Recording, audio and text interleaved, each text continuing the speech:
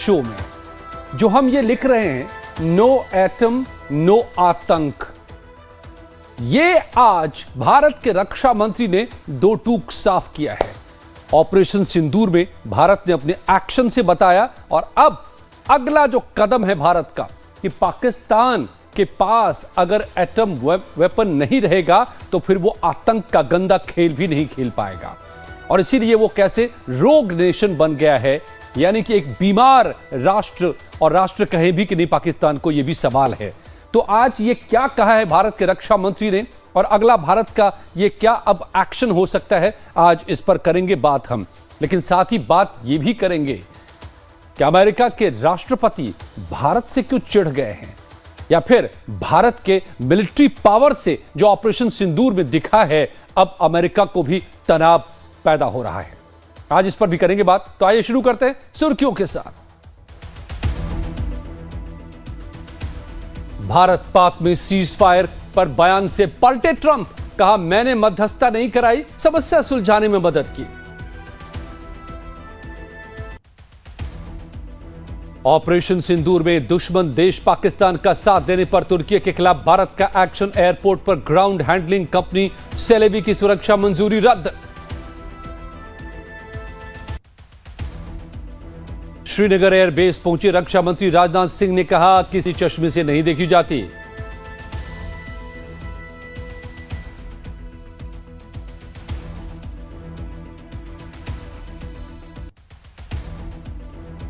BJP की तिरंगा यात्रा पर अखिलेश यादव का तंज, कहा जश्न जीत का होता है, सीज का नहीं, बीजेपी लोगों को भ्रमित कर रही है।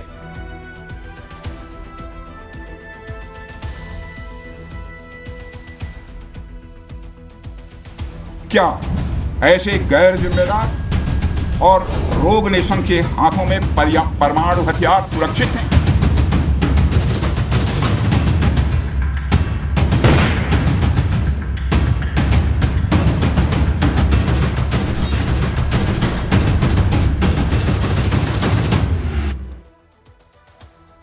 तो स्वागत है आप सभी का। आतंकियों का सबसे बड़ा पनाहगार देश है पाकिस्तान। ये बात सिर्फ हम नहीं कह रहे, सारी दुनिया पाकिस्तान को आतंकवाद को पोषित करने वाले देश के तौर पर भली भांति जानती है। पहलगाम हमले के बाद भारत सरकार के सख्त एक्शन से पाकिस्तान की पोल खुल गई। भारत ने चुन चुन करके पाकिस्तान के आतंकी ठिकानों को निशाना बनाया।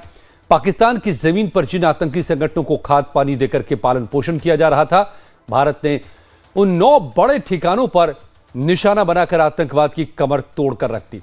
भारत के हमलों से पाकिस्तान इस कदर बौखलाया, बिलबिलाया कि सीज फायर की गुहार भी करने लगा। भारत ने दरियादिली दिखाते हुए सीज फायर पर तो सहमति दिखा दी, लेकिन पाकिस्तान को इसके साथ ही इस बार दे दी गई सख्त चेतावनी। प्रधानमंत्री नरेंद्र मोदी ने साफ कर दिया कि इस बार नई लक्ष्मण रेखा खींच दी गई है और न्यूक्लियर ब्लैकमेलिंग किसी कीमत पर नहीं बर्दाश्त किया जाएगा। जम्मू कश्मीर दौरे पर पहुंचे रक्षा मंत्री राजनाथ सिंह ने पाकिस्तान की कायदे से क्लास लेते हुए पाकिस्तान के हाथों में परमाणु हथियारों के सुरक्षित होने को लेकर भी सवाल उठा दिए।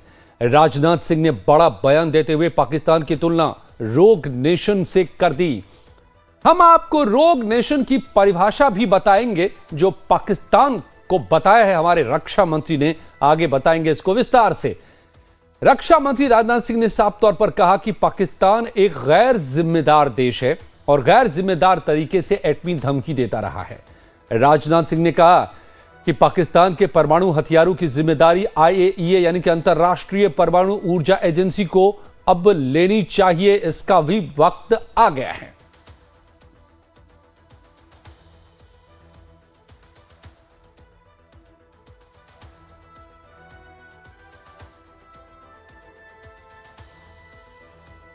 तो पाकिस्तान के न्यूक्लियर ब्लैकमेलिंग पर प्रधानमंत्री ने क्या कहा, नरेंद्र मोदी ने क्या कहा, आपको सुनाते हैं। और इसके साथ ही पाकिस्तान के परमाणु हथियारों की सुरक्षा को लेकर के भारत की आगे की रणनीति क्या हो सकती है, इसको लेकर क्या कुछ कहा गया है। राजनाथ सिंह यानी कि हमारे रक्षा मंत्री ने क्या कहा है, ये भी सुनिए। कोई भी न्यूक्लियर ब्लैकमेल भारत नहीं सहेगा। न्यूक्लियर ब्लैकमेल की आड़ में पनप रहे आतंकी ठिकानों पर भारत सटीक और निर्णायक प्रहार करेगा। हम आतंक की सरपरस्त सरकार और आतंक के आकाओं को अलग अलग नहीं देखेंगे। साथियों, आज आतंकवाद के खिलाफ भारत की प्रतिज्ञा कितनी कठोर है, इसका पता इसी बात से चलता है कि हमने उनके न्यूक्लियर ब्लैकमेल की भी परवाह नहीं की है। पूरी दुनिया ने देखा है कि कैसे गैर जिम्मेदाराना तरीके से पाकिस्तान द्वारा भारत को अनेक बार एटमी धमकियां दी गई हैं। आज श्रीनगर की धरती से मैं पूरी दुनिया के सामने यह सवाल उठाना चाहता हूं कि क्या ऐसे गैर जिम्मेदार और रोग नेशन के हाथों में परमाणु हथियार सुरक्षित हैं? मैं दुनिया के सामने यह सवाल खड़ा करना चाहता हूं। मैं मानता हूं कि पाकिस्तान के एटमी हथियारों को IAEA international atomic energy agency की निगरानी में लिया जाना चाहिए। मैं ये कहना चाहूंगा और साफ तौर पर कहना चाहूंगा। असल में ये दोनों बयान बहुत ही अहम हैं और इसके दूरगामी नतीजे आने वाले दिनों में आपको देखने को मिलेंगे। आपने सुना रक्षा मंत्री राजनाथ सिंह ने पाकिस्तान को सीधे रोग नेशन कहा और कैसे पाकिस्तान के न्यूक्लियर धमकी को भी गैर जिम्मेदाराना बताया। और अब आप ये समझिए कि ये रोग नेशन आखिर है क्या, क्यों पाकिस्तान को रोग नेशन कहा गया है, इसका मतलब क्या है। एक ऐसा देश जो दूसरे देशों के लिए खतरनाक माना जाता है। कैम्ब्रिज डिक्शनरी में परिभाषा बताई गई है कि जो देश अंतर्राष्ट्रीय शांति के लिए खतरा हो, जो इंटरनेशनल नियमों को नहीं मानता हो, जो देश आतंकवाद का पोषक हो, जहां की सरकार आतंकियों को सुरक्षा प्रदान करे, जो मानवाधिकारों का उल्लंघन करता हो। और आप समझ सकते हैं कि ये सारी की सारी बातें 100% पाकिस्तान पर खरी उतरती हैं। और इसीलिए रक्षा मंत्री ने जो कहा है कि पाकिस्तान एक रोग नेशन है, तो ये बिल्कुल सच है। तो पाकिस्तान का कोई ऐसा इलाका नहीं जहां पर आतंकी संगठन से जुड़े आतंकी न रहते हों। आपको बताते हैं पाकिस्तान में कुल कितने आतंकी संगठन सक्रिय हैं। अब इसको एक एक करके समझिए। UNSC के मुताबिक पाकिस्तान में 150 आतंकी संगठन हैं। साल 2024 में UNSC ने आतंकी संगठनों को बैन किया था। यहां पर बैन के बाद आतंकी संगठनों ने अपने नाम बदल लिए। हाफिज सईद का संगठन लश्कर-ए-तैयबा है। लश्कर-ए-तैयबा का नया नाम अब TRF बन गया, उसका फ्रंटल ऑर्गेनाइजेशन। आतंकी सरगना मसूद अजहर का जैश-ए-मोहम्मद है, ये भी, इसको भी बैन किया गया। तो इसका फिदाइन विंग कश्मीर टाइगर्स के नाम से सामने आ गया। हिजबुल मुजाहिदीन ने नया नाम रखा KKF, हरकतुल मुजाहिदीन, अब KLF के नाम से ये सक्रिय है।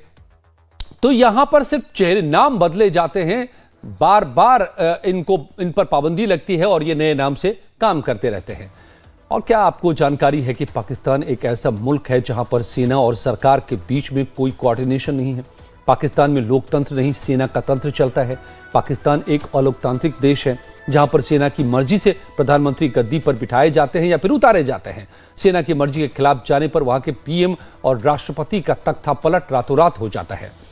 एक नजर आंकड़ों के मुताबिक देखिए पाकिस्तान के तख्ता पलट का भी कि क्या उसका इतिहास रहा है।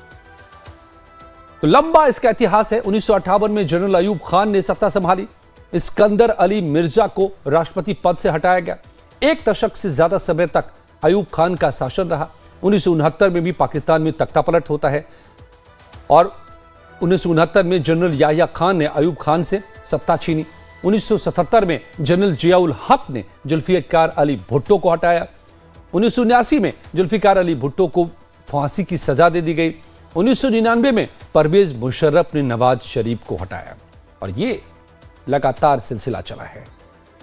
तो पाकिस्तान जो नियमों को नहीं मानता, पाकिस्तान जहां पर आतंकी पालते हैं, पाकिस्तान जिसमें किसी भी तरह की जिम्मेदारी नहीं है, तो फिर ये रोग नेशन के पास एटॉमिक वेपन कैसे? Group captain retired VN Jha साहब रक्षा विशेषज्ञ मेरे साथ जुड़ गए हैं।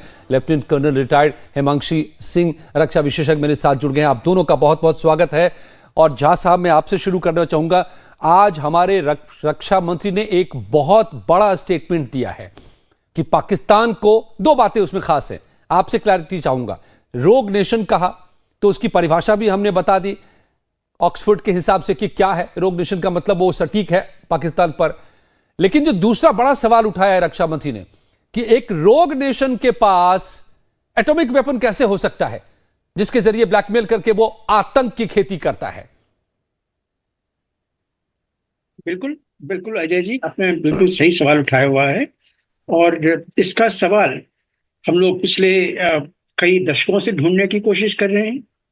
जहां तक रोग नेशन का सवाल है उसमें कोई दो राय नहीं है। बिल्कुल एक एक शब्द जो आपने बताए हुए हैं वो सब पाकिस्तान के ऊपर में लागू होता है।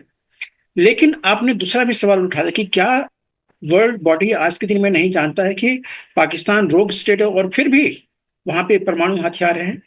तो मैं आपको बता दूं कि वर्ल्ड जो है वो डुप्लीसिटी से ग्रसित है, आज से नहीं दशकों से। आप याद कीजिए वो दिन जबकि पाकिस्तान ने अपना एटॉमिक टेस्ट किया था। वो इसलिए किया था कि भारत ने अपना एटॉमिक टेस्ट किया था और अपने आप को न्यूक्लियर स्टेट घोषित किया था। और इसके बदले में जो जो मुशर्रफ का जो बयान था कि हमने कर्ज उतार दिया, कि भारत ने इतने किए, मैंने उससे ज्यादा किए, कर्ज हमने उतार दिया।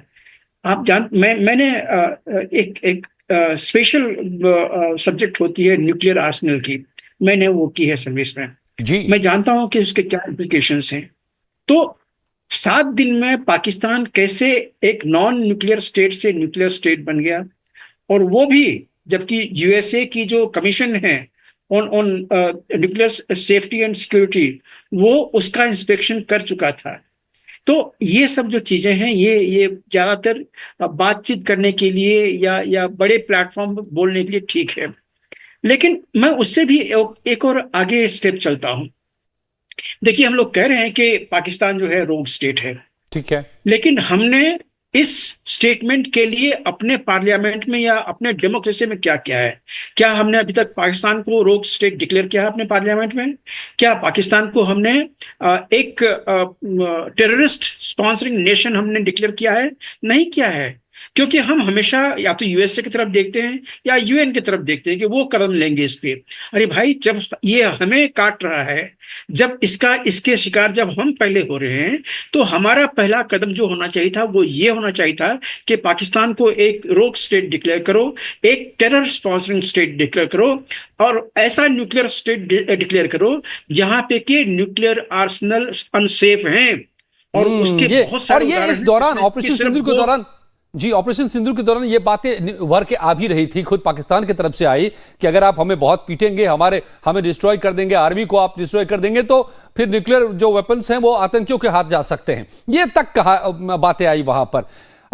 Lieutenant colonel retired Himanshu Singh भी मेरे साथ जुड़ी हुई। हिमांशु जी, तो आज जो रक्षा मंत्री ने सवाल उठाया है, देर से ही सही लेकिन दुरुस्त सवाल है, जो झा साहब कह रहे हैं कि वक्त आ गया है कि आप एटॉमिक वेपन के नाम पर ब्लैकमेल करके आतंक का खेल अब और नहीं खेल सकते।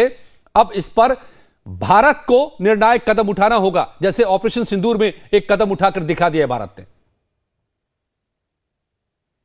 Thank you Ajay ji for your question. And Jha sir ने बहुत एम्पली क्लियर कर दिया है इस बात को। और भारत क्या खुद IAEA का एक बयान है 2018 का, जिसको मैं कोट करती हूं, lose nuclear security in unstable states like Pakistan could be catastrophic। ये खुद उनका बयान है, लेकिन वो क्या कर रहे हैं? उसके बाद एक बराक ओबामा का बयान है जो उन्होंने 2015 में दिया था, the biggest threat to global security is the possibility of nuclear weapons falling into the hands of terrorist particularly in Pakistan.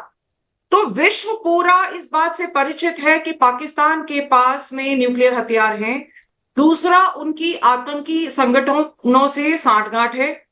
इनके तार कहां तक जुड़े हुए हैं, ये भारत के अभी हालिया जो ऑपरेशन हुआ था उसमें बहुत क्लियरली दिखाया गया है कि हर कोई आपस में मिला हुआ है। इनकी सेना की ISI की नहीं बनती है। इनकी जो सरकारें हैं वो बहुत कमजोर है। पिछले 75 साल में 30 सरकारें यहां बदली जा चुकी हैं, क्योंकि विश्व जो है, जैसा सर ने कहा, कि बहुत ही डबल गेम खेलता है। अभी देखिए, अमेरिका के राष्ट्रपति का खुद का बयान पिछले 4-5 दिन में कई बार बदल चुका है। लेकिन मसला क्या है कि खुद जब तालिबान के विरुद्ध अमेरिका युद्ध लड़ रहा था तो अमेरिका ने पाकिस्तान को एज अ बेस इस्तेमाल किया था। पाकिस्तान को वो लगातार हथियार सप्लाई करता है, और इससे भी बड़ी बात यह है कि हथियारों का सबसे बड़ा सौदागर कौन है? अमेरिका। तो उसको कहीं ना कहीं ऐसी जगह पे अपने हथियार बेचते हैं जहां पर लड़ाइयां चलती हों, और ये सिर्फ भारत के लिए नहीं, वैश्विक समुदाय के लिए भी बहुत बड़ा खतरा है। और अब क्योंकि भारत ने अपनी पॉलिसी बहुत क्लियर कर दी है, तो अब जैसा सर ने कहा कि उनको अपनी संसद में भी प्रस्ताव पारित करना चाहिए और यूएनएससी में बार बार इस चीज पे जोर डालना चाहिए कि भाई आप जो प्रतिबंध लगा रहे हैं वो काफी नहीं है। अस्थिरता पूरी एशिया में हो रही है और सबसे ज्यादा भारत, क्योंकि एक उनका पड़ोसी मुल्क है, सबसे ज्यादा खतरा हमें है क्योंकि हमारी इनके साथ किसी भी प्रकार की मित्रता नहीं है। और रोज उरी, पुलवामा, रोज के हम कुछ ना कुछ इनके हमारे यहाँ पे अटैक्स देख रहे हैं, और आतंकी तो स्टेट स्पॉन्सर्ड है भाई पाकिस्तान की तरफ से। So we need to really get serious about this issue and make it very clear to the world that we are not going to tolerate any of it henceforth.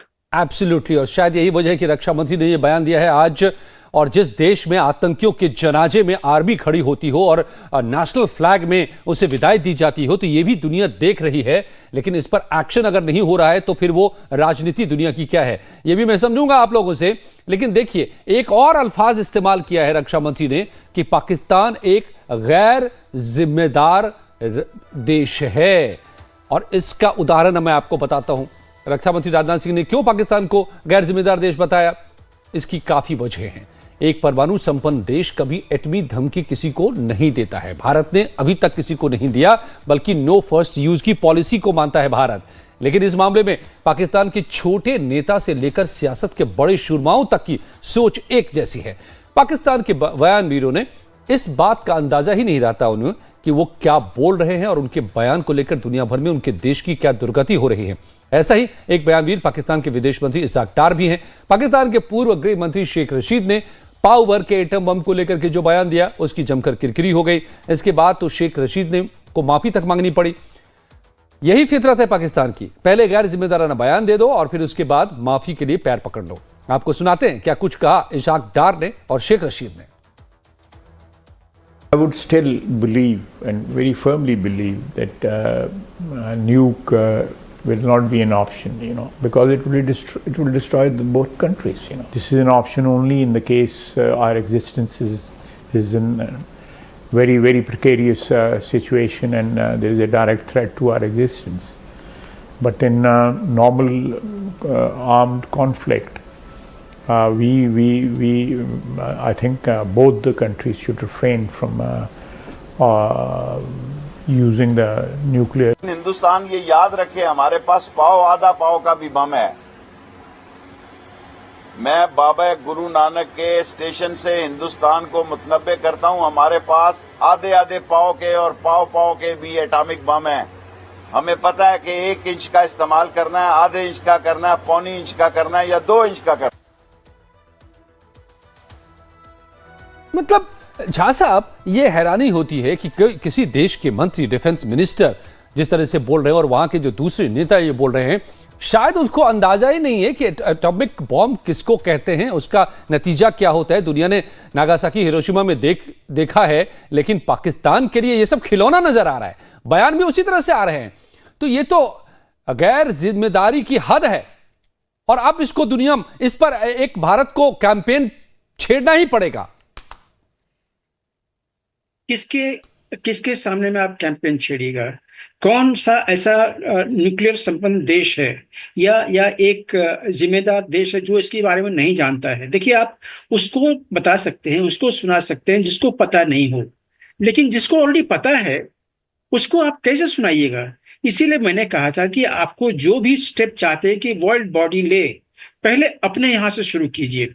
अभी आप UN में कुछ भी लेके जाइएगा तो यूएन यूएनएससी में, तो वो पास नहीं होगा, क्योंकि चाइना जो है उसके गोद में आज के दिन में पाकिस्तान बैठा हुआ है। चाइना के खिलाफ, पाकिस्तान के खिलाफ में कुछ भी लेके जाइएगा, चाइना उसमें वीटो लगाएगा, वो पास नहीं होगा। तो फिर आप क्या चाहते हैं कि सिर्फ ये हम गोला इधर से उधर फेंकते रहें? देखिए, ये रेडिकल स्टेट है, ये रोग स्टेट है, और ये एक ऐसा स्टेट है पाकिस्तान जो कि ब्रिंक पे है डिसइंटीग्रेशन के। अगर ये डिसइंटीग्रेट हुआ तो इसके जितने भी एटॉमिक हथियार हैं ये कहाँ जाएंगे, किसके पास में जाएंगे, कोई नहीं जानता है। और ये बिल्कुल ब्रिंक पे खड़ा हुआ है। जो इनका एक स्टेट है वो कभी भी इसका इंडिपेंडेंट हो सकता है। दूसरा खैबर पख्तूनख्वा, वो भी जा सकता है। आने वाले दिनों में क्या होगा कोई नहीं जानता। तो इसलिए हम इसके लिए वेट ना करें। मेरे कहने का मतलब ये है कि अगर हम जानते हैं कि पाकिस्तान रोग है, एक ब्रोकन स्टेट है, एक गैर जिम्मेदाराना स्टेट है, तो हम एक प्रस्ताव कम से कम अपने पार्लियामेंट में पास करें कि अगर पाकिस्तान ऐसा रहा तो इसके लिए हमारे पास में क्या सॉल्यूशन है। एक ब्लूप्रिंट जो हम चाहते हैं कि यूएन ले या यूएसए ले या कोई और बॉडी ले, उस ब्लूप्रिंट को हम अपने यहाँ पे पास करें और पाकिस्तान को एक रोग स्टेट या एक टेरर स्पॉन्सरिंग स्टेट वो तो कम से कम घोषित कर दें, सबसे पहला कदम।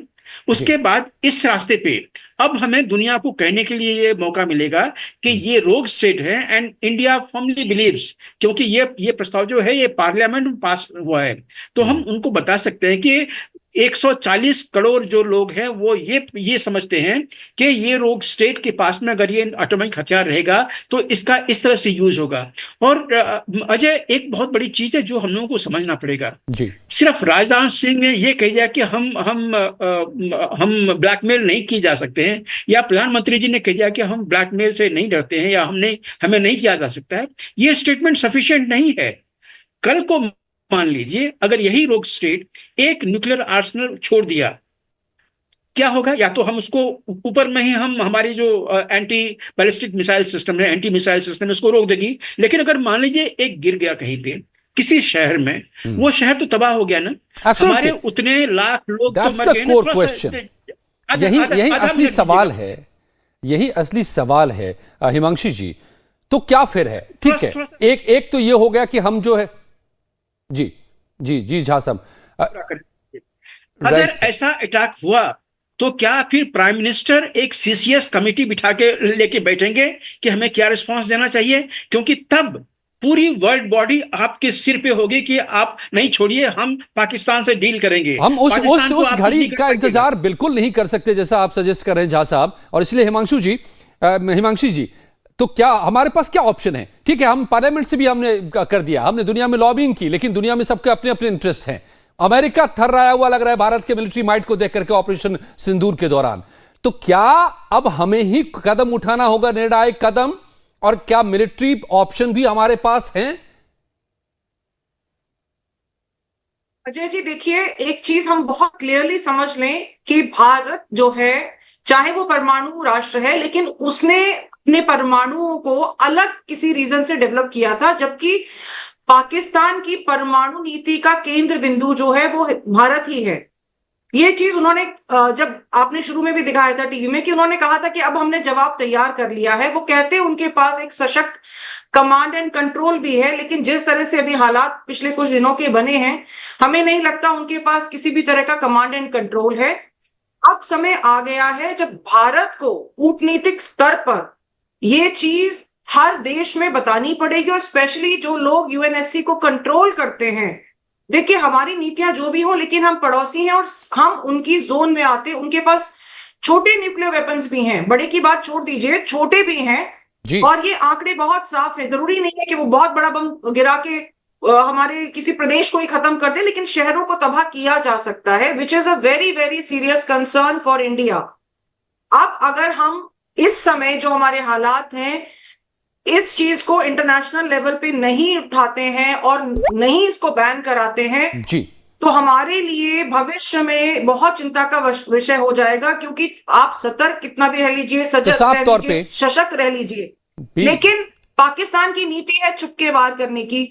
वो कह रहे हैं हमारे यहाँ न्यूक्लियर लीक हो गया है, पता नहीं कैसे हो गया है, हमें ब्लेम कर रहे हैं। जो भी है, हमें उनकी अंदरूनी हालात नहीं पता है, और जिस तरह से ये छद्म युद्ध लड़ते चारों तरफ एक फॉग फैला देते हैं इंफॉर्मेशन का, जी that has to be handled. Second thing, India has to go straight all out and make sure चलिए it is तो ये tackled right now in the view of इतने सारे तो this is the time, this is the time संगठन है उनके पास में। यस यस इतना ही वक्त था मेरे पास में। दिस इज द टाइम, ये वो वक्त है जब हम राजनाथ सिंह का ये बयान सुन रहे हैं रक्षा मंत्री का, और जो एक्सपर्ट्स बता रहे हैं कि दिस इज द टाइम कि हमें डिसाइसिव एक स्टेप लेना होगा कि विरोग स्टेट के हाथ में एटम बम का बटन न रहे। बहुत बहुत धन्यवाद झा साहब आपका, हिमांशी जी आप दोनों का मेरे साथ जोड़ने के लिए।